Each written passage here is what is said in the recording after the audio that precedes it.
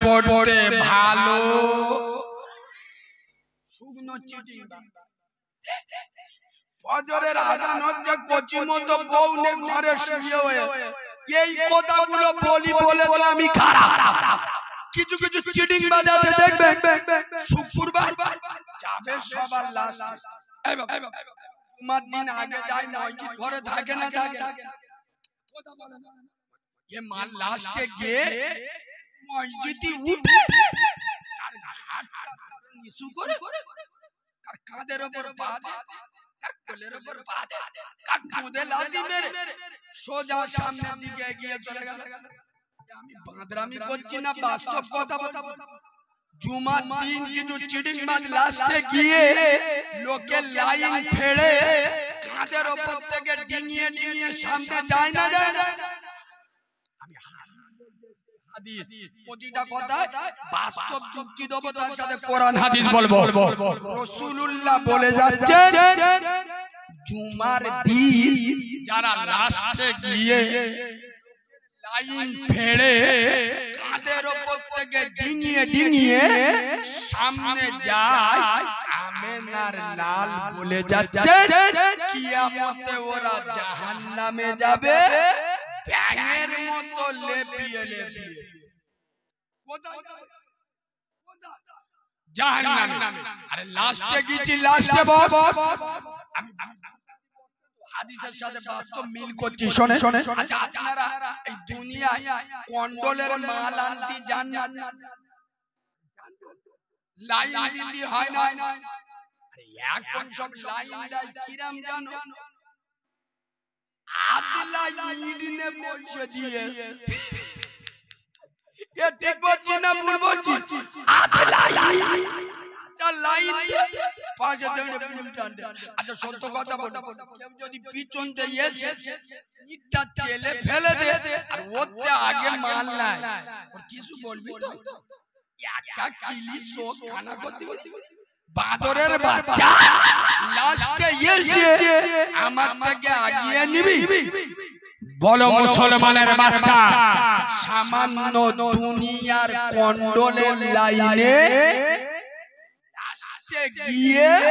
যদি এগিয়ে না নেওয়া যায়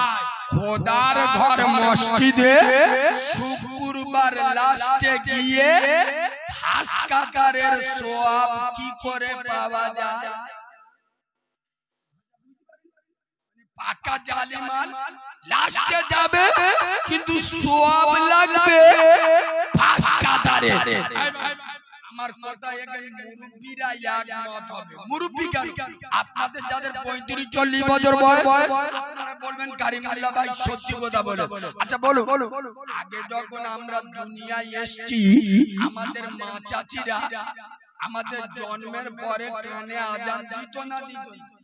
আয় আব্বা দিত না কেন কেন একটা অন্য জগতে ছিল নতুন জগতে এসেছে আরশের মালিক আল্লাহর নাম নবী মুস্তাফার নামটা কানে দাও বরকত হবে সুবহানাল্লাহ বল কিন্তু রাগ করলে হবে না কসম খোদা নবীর মেম্বারে বসে দায়িত্ব নিয়ে বলছে বিশেষ করে 2010 সালের পরেতে যে প্রোডাকশন গুলো মার্কেটে এসেছে 100 এর মধ্যে 95 জন কানে আজান পাই কেন আগে বাচ্চা হতো কোথা আরে এখন হচ্ছে কোথা আজান দেবে কোথায় হসপিটালে কোথায় আজান দেবে ওই জন্য দেখেন 14 বছরের ছানা 13 বছরের ছেলে রাত 1:30 বাজে পুকুর পাড়ে একা বসে বসে ফ্রি ফায়ার চালাচ্ছে এ হ্যাঁ না হাতে জাইসি পরে আল্লাহর কি রে বাবা হাতে মোজা পরে চালাচ্ছে খবর নিয়ে দেখো হসপিটালে হওয়া মাল কানে আজান পায় খবর নে দেখো নাসিবুমে জন্ম হওয়া যন্ত্র কানে আজান পায়ে দেড়টা পর্যন্ত ফ্রি ফায়ার খেলে ঘরে এসে শোবে ভোর তিনটে শোবে তো খাটের উপর তোক্তার উপর ইনশাআল্লাহ সকালে উঠে দেখবেন লুঙ্গি খাটের নিচে শোবে ভোর তিনটে উঠবে বেলা 11টা ফজরের আজান কানে যায় জোরে বলো যায় না এদের থেকে কুকুর অনেক ভালো এদের থেকে শোর অনেক ভালো খোদার কসম নবী বলে যাচ্ছেন বেনামাজির কোন আমল আল্লাহর দরবারে কবুল হবে। এখানে আমি যুবকদের জন্য হযরত বেলালের একটা ছোট হাদিস বলবো চোখে পানি আসবে হযরত বেলালের ওয়াজ জীবন ভর শুনেছেন তো আজকে আমি একটা ছোট হাদিস বলে যাচ্ছি শুনে হযরত বেলাল একবার সুবহানাল্লাহ বলবেন সুবহানাল্লাহর আওয়াজ জান ফস ফস এ তো আজরাইল খালা তো ভাই আর একটু মিষ্টি করে সুবহানাল্লাহ বলো হাদিসটা খুব গুরুত্ব দিয়ে শুনেন চোখ থেকে পানি আসবে 20টা রোজার দিন কটা 20 রমজান আমেনার লাল বিশ্ব নবী ফতে মক্কার দিনে মক্কা বিজয় করে 10,000 সাহাবা নিয়ে রাসূলুল্লাহ মক্কায় প্রবেশ করছেন আর পবিত্র কাবা শরীফের সামনে রাসূলুল্লাহ দাঁড়িয়ে গেলেন দাঁড়িয়ে হাতটা উঁচু করলেন আয় আমার সোনার সাহাবারা দাঁড়াও আমার বেলাল কোথায় বেলাল সুবহানাল্লাহ বাড়ি বলতে তবে বলবে হযরত বেলাল সামনে লাব্বাইক ইয়া রাসূলুল্লাহ হুজুর ও নবী আমি বেলাল নবী বলছে বেলাল হুজুর কাবার ছাদে ওঠে হুজুর কাবার ছাদে উঠে কি করব নবী বলছেন বেলাল কাবার ছাদে উঠে আজান দাও কসম খোদার কি নবী আপনি পেয়েছেন এই মুসলমানের বাচ্চারা আজ তোমাদের মডেল শাহরুখ খান আমির খান দেব হয় কিন্তু মুহাম্মদ সাল্লাল্লাহু আলাইহি তোমাদের আদর্শ হয় না শুনে নাও কি নবী মক্কা মদিনা দেখেছে যেই নবী বেলালকে আজান দিতে বললো সাহাবারা বলছে হুজুর বেলালের সব পুড়িয়ে গেছে গলা আলজিদ বুক পুড়িয়ে গেছে হুজুর অন্য সাহাবাদের বলবো আজান দিতে খুব সুন্দর গলা ভালো আজান দেয় খোদার কসম আমেনার লাল আগুনের মতো জ্বলে উঠলেন আর বললেন আয় আমার সোনার সাহাবারা খবরদার বদরে মার খাবে তো বেলাল উহুদে পাথরের আঘাত খাবে বেলাল ইহুদিদের অত্যাচার সহ্য করবে বেলাল কাফেরদের নির্যাতন সইবে বেলাল আর আজকের আল্লাহ আমার ভালো দিন দিয়েছে আমি আমার কালো বেলালকে ভুলে যাব এতটা স্বার্থপর নবী আমি নই রে আয়েশা আমারা ভালো করে শুনে নাও আজকের কাবার ছাদে উঠে আজান যদি কেউ দেয় সেই একমাত্র শুধুমাত্র কেবলমাত্র আমার জান্নাতি সাহাবা কালো সাহাবা বেলাল ছাড়া কেউ আজান দেবে না হযরত বেলাল আজান দিতে উঠবে তখনকার জামানায় যে চটি ছিল তখনকার জামানায় খড়ম বলে হযরত বেলাল চটি দুটো খুলে দিয়েছে তা নবী বলছে বেলাল কি হুজুর পবিত্র কাবা শরীফের ছাদে উঠবো চটি দুটো খুলে দিলে খোদার কসম পাগল হয়ে যাবে নবী বললেন বেলাল না না আজ সারা বাংলা নয় সারা ভারতবর্ষ নয় সারা দুনিয়ার মানুষ দেখেলি আমেনার লালের গোলামের পায়ের জুতোর বাবা বিশ্ববাসী দেখলেন আব্দুল্লাহর বেটা গোলামের পায়ের জুতোর মর্যাদা বিশ্ববাসী দেখলেন আব্দুল মুত্তালিবের নাতি গোলামের পায়ের জুতোর মর্যাদা হে বেলাল আমি নবী বলছি কাবার মর্যাদা যত হোক একজন ইমানদারের থেকে বেশি নয় আমি আমেনার লাল বলছি আল্লাহ কাবায় থাকে না আল্লাহ থাকে মুমিনের অন্তরে আমি নবী বলছি বেলাল তুমি জুতো পায়ে দিয়ে কাবার ছাদে উঠে যাও আর একটু জোরে বলো এই হাদিসটা আমি হঠাৎ কি জানি বললাম জানেন এই বেলালের বাড়ি কোথায় আরো মদিনা হাফি দেশ থেকে একটা কালো মানুষ এসে আমার নবীর সাথে যেমন প্রেম করেছে আমার নবীকে যেমন মহব্বত করেছে আমার আমেনার লালকে এমন ভালোবেসেছে শুনলে চোখ ধোঁয়া হয়ে যাবে মেরাজের রাতে রাসূলুল্লাহ পবিত্র জান্নাতে ঘুরে বেড়াচ্ছে হযরত বেলাল রাস্তা দিয়ে হেঁটে যাচ্ছে রাসূলুল্লাহ জান্নাতে দাঁড়িয়ে বেলালের পায়ের আওয়াজ শুনতে পাচ্ছে এই যুবক ছেলেরা আমেনার লালকে ভালোবাসো বেলালের মতো প্রেমিক হয়ে যাও বেলালের মতো রাসূলুল্লাহর আশিক হয়ে যাও এই যুবক ছেলেরা আজ ইসলামে তোমাদের প্রয়োজন তাকিয়ে দেখো উত্তর প্রদেশের সম্বল জামে মসজিদকে বাঁচানোর জন্য তোমাদের মতো পাঁচটা যুবক তারা মসজিদের জন্য আল্লাহর জন্য নবীর জন্য পিঠে গুলি খায় নাই মুনাফিকের পরিচয় দেয় নাই তারা ভারতের মুসলমানদের চোখে আঙ্গুল দিয়ে দেখিয়ে দিয়ে গেলেন আমরা সালাউদ্দিন আইয়ুবীর যোগ্য উত্তরসূরি আমরা শেরে খোদা আলীর উত্তরসূরি মসজিদের জন্য একটা দুটো নয় পাঁচটা যুবক বুকে গুলি খেয়ে জীবনটা দিয়ে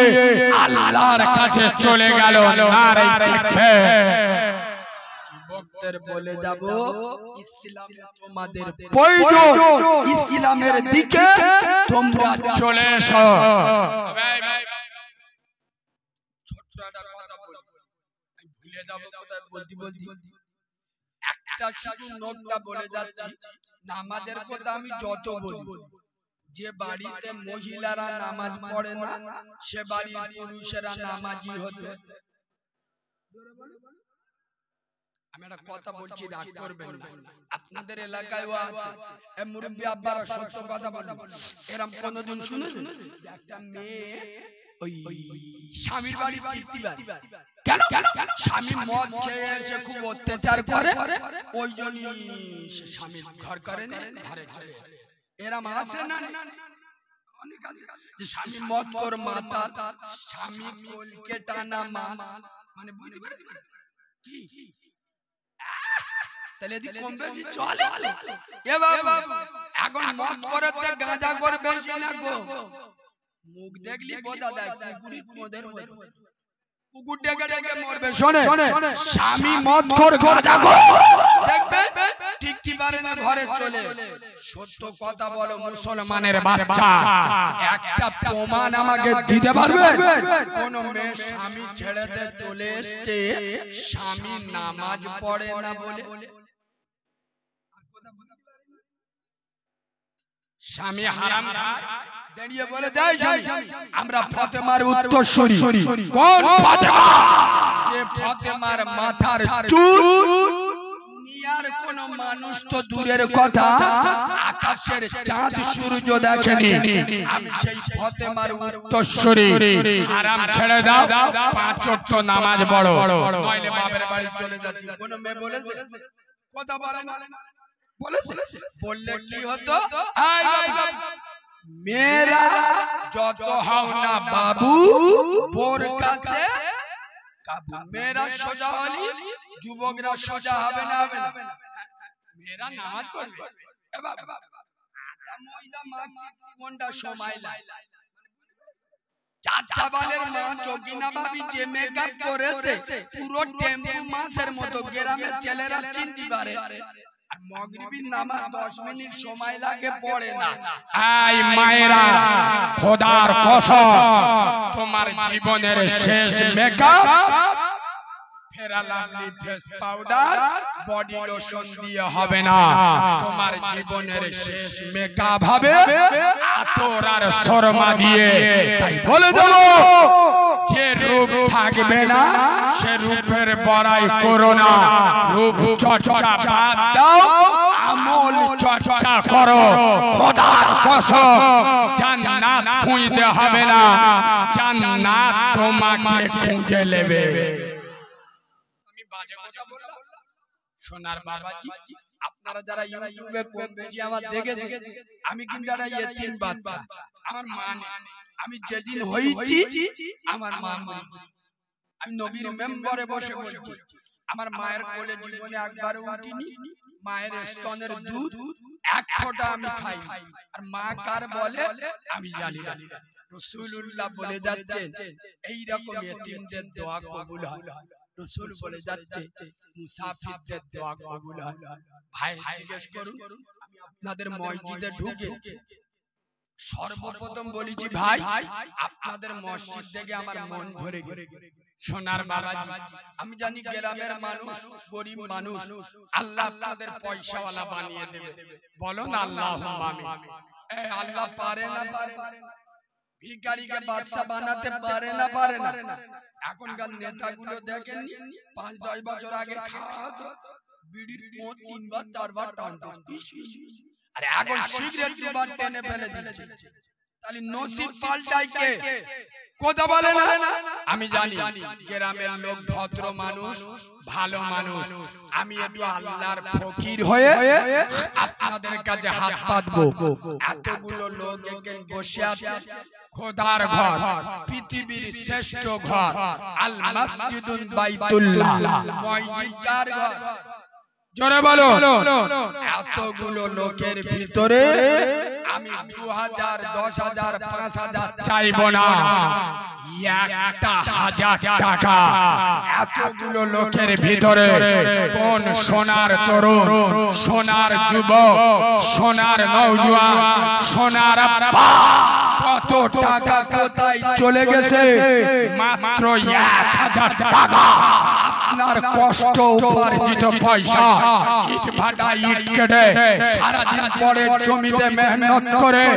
মাথার ঘাম পায়ে ফেলা টাকা আল্লাহর ঘরে দেবেন আল্লাহর ঘরে কাজ হবে মানুষ এখানে সিজদা করবে আল্লাহ তোমার না হওয়া কাজকে হইয়ে দেবে আল্লাহ তোমার মাই মুরব্বির কবরের আযাবটা maaf করে দেবে এতগুলো লোকের ভিতরে সর্বপ্রথম 1000 টাকা দেবেন কোন সোনার আব্বা নাই ইনশাআল্লাহ ওয়াদা করবেন যে আমি বেঁচে থাকলে ইনশাআল্লাহ সামনে রমজান মাসের আগে পর্যন্ত আমি একবারে না পারলে দুবার 500 করে দিয়ে দেব ইমাম সাহেবের হাতে রমজান মাস পর্যন্ত সময় নেবে 1000 টাকা সবে নেতা অগ্রহায়ণ মাস শেষ হচ্ছে পৌষ মাঘ ফাল্গুন 2.5 মাস বাকি তবে ফাল্গুন মাসের 16 তারিখে তারাবি আপনারা এইটাকে বেচারা ইমানদার কার বলে দেখেন আমি 1000 টাকা চেয়েছি বাবুর আলী বাবাজি বলে গেলেন আল্লাহ আমাকে বাঁচিয়ে রাখলে আমি 2000 দেব আল্লাহ ওনার দানটা কবুল করুক বলেন আল্লাহুম্মা আমিন আহারে সোনারে আব্বা কোন কানেতে ছিলে আর ছিল কি না ছিল বলে হাত তুলে দিলে কবুল করো আল্লাহ তুমি রহমান মাফ করে দিও খোদা বাড়াইও সম্মান বলেন আল্লাহুম্মা আমিন 1000 টাকা দেবেন কে ওয়াদা করবেন হাত নগদ এই দেখেন